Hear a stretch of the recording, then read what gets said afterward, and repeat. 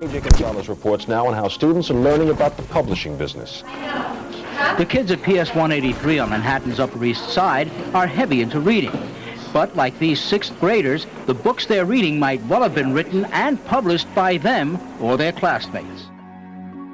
When I was in sixth grade, I was going to Robert Louis Stevenson School, aka PS 183, on 66 between 1st and York. My teacher was Mrs. Davis, a glamorous, tall woman with dark hair, red lipstick, and high heels, who was so nice and so creative.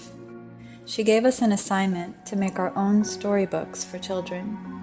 And then Channel 2 News came to our classroom and covered the story. The kids went through the whole process of writing a book, the writing, the rewriting, the editing, and in the long run, there were even surprises for the teacher. I thought the quality was wonderful. I thought their ability to proofread and to revise and to edit their work and to seek perfection was wonderful. And their illustrations just blew me away. Say the mountains are tall, even taller than China's Great Wall.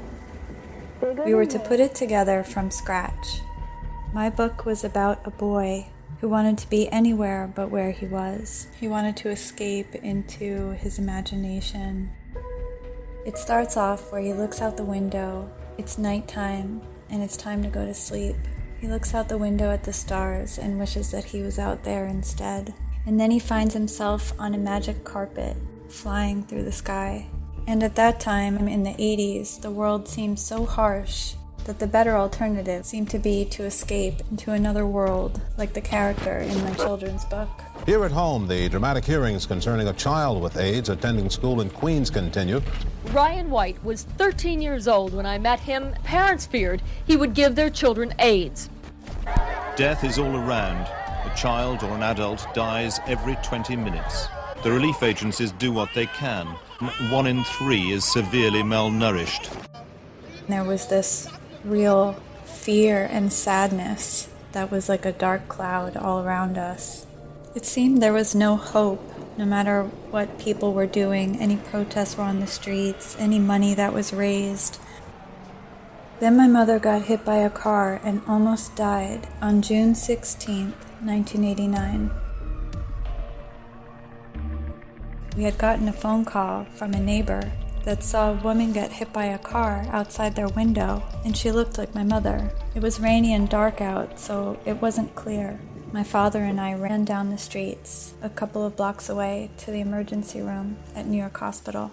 I waited in the nurse's office while my father went to identify their Jane Doe. But while I was waiting, I saw a large Ziploc baggie that clearly had my mother's bloody clothes in it, and I just screamed because I knew it was her. I started reading my old journals, reading through decades of emotions, revisiting things I had forgotten. I had always been writing in a diary since I was a little girl. My grandma Sheila gave me my first diary when I was 8 years old. I got to see my handwriting, the way my little mind was thinking, what I was observing and understanding.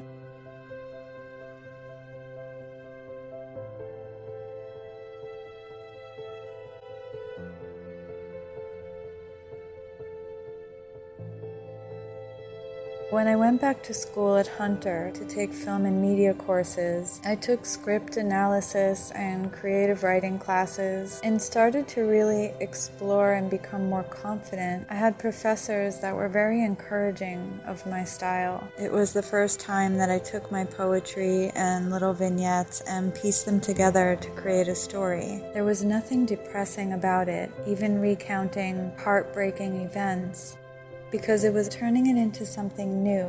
My writing process hasn't changed too much over the years. It is, like with other things that I do, an exploration of experience, emotions.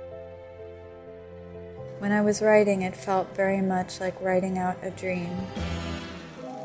In the darkness, he loved to lay in bed and listen to her footsteps on the other side of the door. She was always so busy, walking around. She seemed to move in circles throughout the house. The sound of her shoes on the wooden floor was soothing to him, like drum beats, like raindrops, like the crackling from a record player. And just as he was finding a rhythm within the footsteps, they would disappear. He'd wait a few minutes to be sure they wouldn't pick up again, and then he'd get out of bed and look for her.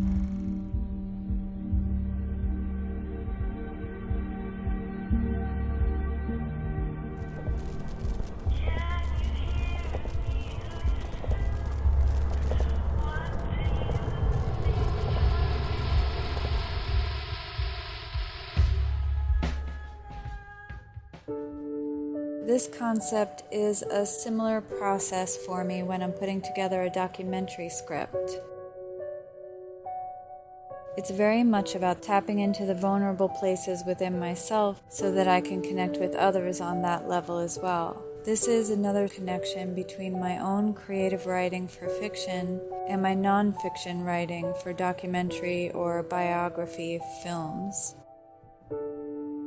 Later, as he got older, and he kept on wanting children, we tried to adopt. We couldn't qualify to adopt. You had to have a guaranteed income. We didn't have. Both of you had to pass a physical. He couldn't pass the physical. You had to have a permanent home. We didn't have. It sounds really sad. Yeah.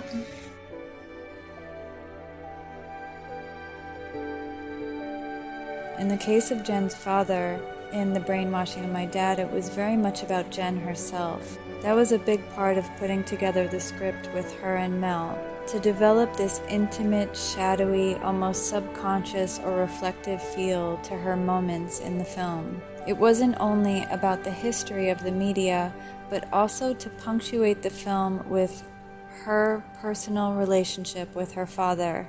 In each documentary film, it's about tapping into the individual within the film.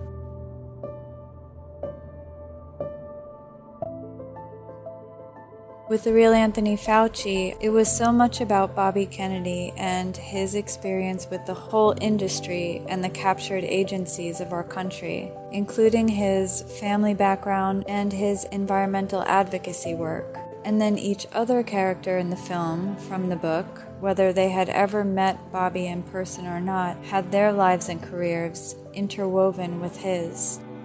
I realized that Dr. Merrick, who was quite outspoken during COVID, I realized that he started his career in South Africa and cared for AIDS patients, as well as Bobby Kennedy's experience with Africa, meeting and speaking to leaders there and going there with his family and witnessing for himself the devastation of sickness and poverty. And I added a lot of Thabo Mbeki to the script, president of South Africa at that time, and was quite a prominent voice as he looked for the truth behind the AIDS epidemic in Africa. The AIDS portion of the documentary was one of the most deeply profound parts of it for me personally, because the AIDS epidemic and the pervasive fear and horror that surrounded it in the early days was part of my childhood growing up in New York. Here at home, the dramatic hearings concerning a child with AIDS. New York was one of the first places that it became so widespread, and also becoming aware of the deep pain and anguish that the people of Africa were going through at that time in the 80s and 90s really colored the way that I saw the world as a child and into adulthood.